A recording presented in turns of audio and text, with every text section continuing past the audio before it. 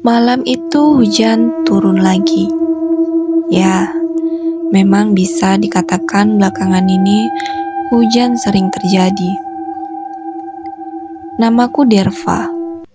Malam itu jam 10 aku sedang melakukan perjalanan dari tempatku bekerja menuju Jakarta untuk mengunjungi rumah nenekku. Aku sengaja pergi pada malam hari untuk menghindari padatnya kota Jakarta di siang hari. Orang tuaku dan adikku sudah terlebih dahulu pergi ke Jakarta. Karena aku masih ada pekerjaan yang harus diselesaikan, akhirnya aku pergi sendiri menggunakan bus kota. Pada malam itu, keadaan bus sangat ramai sekali oleh penumpang. Untung saja aku masih mendapatkan tempat duduk. Aku duduk di dekat kaca bis dan di sebelahku adalah seorang pemuda yang kelihatannya sedang murung. Pemuda itu mengenakan topi dan juga sesuatu yang mirip dengan cincin, namun terpasang di semua jarinya. Pemuda itu hanya menganggukkan kepalanya ketika aku bilang permisi. Aku merasa ada yang aneh dengan pemuda ini. Jujur saja, jika dibilang aku takut, ya, aku memang takut. Karena aku belum pernah melihat orang aneh seperti ini. Namun aku coba singkirkan perasaan takutku agar perjalananku terasa nyaman. Sepanjang perjalanan, aku mendengarkan MP3-ku yang kuputar melalui headset agar tidak mengganggu penumpang yang lain. Namun tiba-tiba aku pun tertidur. Dan ketika bangun, kulihat jam tanganku sudah menunjukkan pukul 11:30 malam. Wajar jika perjalananku memang memakan banyak waktu, karena jarak tempat kerjaku ke Jakarta memang cukup jauh. Namun ketika kulihat sekeliling bus, ternyata bus sudah sangat sepi. Termasuk orang yang berada di sebelahku, tadi kini sudah tidak ada. Yang kulihat hanya supir dan keneknya. Akhirnya aku pun mendekati mereka berdua. "Bang, ini penumpang pada kemana?" Tanyaku penasaran pada keneknya. "Pakai nanya, ya pada turun lah," jawab kenek itu judes. "Pada turun di mana emang, Bang? Kok langsung sepi gini?" tanyaku. "Kepo banget sih lo, Dek. Ya pada turun di tempatnya masing-masing lah," sahutnya. "Kepo mah yang buat ngebajak sawah, Bang," ucapku. Somplak, itu mah kebo," ucapnya sewot. Setelah itu aku kembali duduk di tempatku dan tak berapa lama aku sampai di tempat tujuanku. Setelah aku turun dari bus, aku melihat ke dalam bus itu melalui jendela bus. Dan ternyata, kulihat banyak orang yang berada di dalam bus itu. Aku seketika terkejut. Karena selama tadi aku di dalam bus, keadaan bus itu sangat sepi dan tidak ada penumpang lain dalam bus itu kecuali aku, kenek, dan sopir itu. Sementara aku singkirkan pikiran aneh yang dapat membuatku takut. Kulihat jam tanganku. Sekarang sudah jam 12 malam. Dan perutku ternyata sudah kelaparan.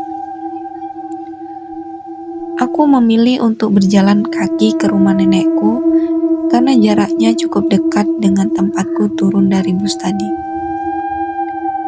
Pada saat perjalananku hampir sampai ke rumah nenekku, aku melihat seorang tukang sate pikul yang berjalan ke arahku.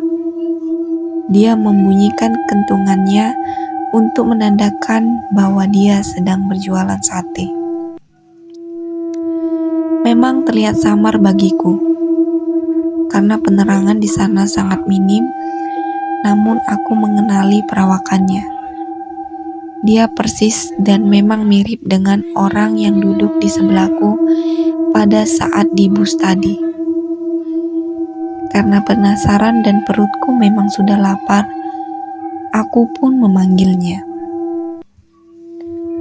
Pada saat dia mendekat, aku langsung memesan 10 tusuk sate memakai lontong. Maklumlah, karena ini sate pikul, jadi memang satenya sedikit lebih kecil.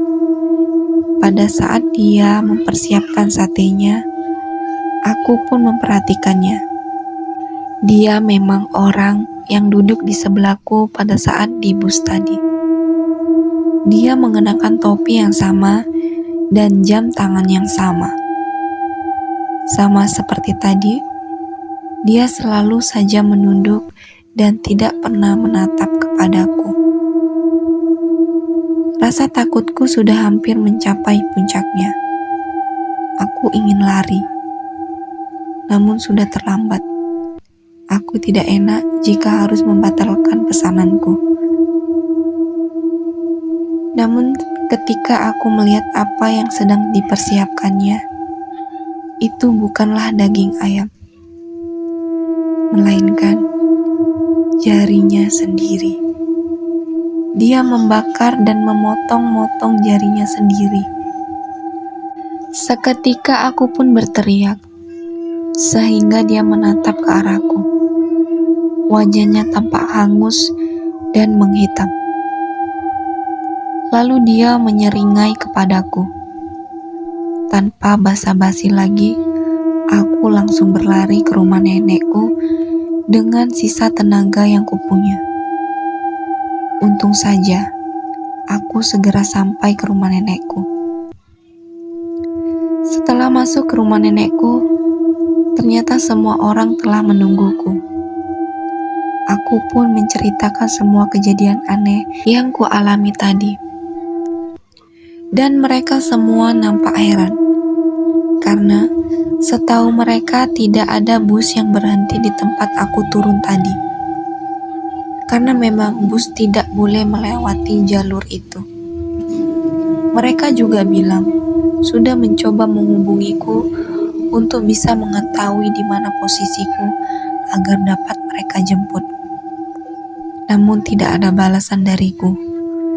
Dan ternyata aku baru sadar sedari tadi handphoneku tidak ada sinyal.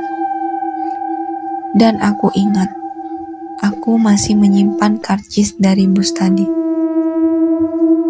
Namun pada saat kulihat kembali dan kutunjukkan kepada semuanya, ternyata karcis itu berubah menjadi daun. Keesokan harinya, aku membaca koran dan mendapat berita tentang bus yang terguling dan membentur pohon semalam pada jam 8 malam di jalan yang sama pada saat aku turun semalam. Dikabarkan, semua penumpang dalam bus itu tidak ada yang selamat, kecuali supir dan keneknya. Bus itu terguling dikarenakan jalanan yang licin dan supir mengantuk, sehingga tidak bisa mengemudikan bus secara benar. Sekarang aku mengerti kenapa semalam aku mengalami kejadian seperti itu. Tapi yang masih belum aku mengerti, kenapa aku bertemu hantu tukang sate pikul itu semalam. Apakah orang yang duduk di sebelahku di bus adalah tukang sate pikul?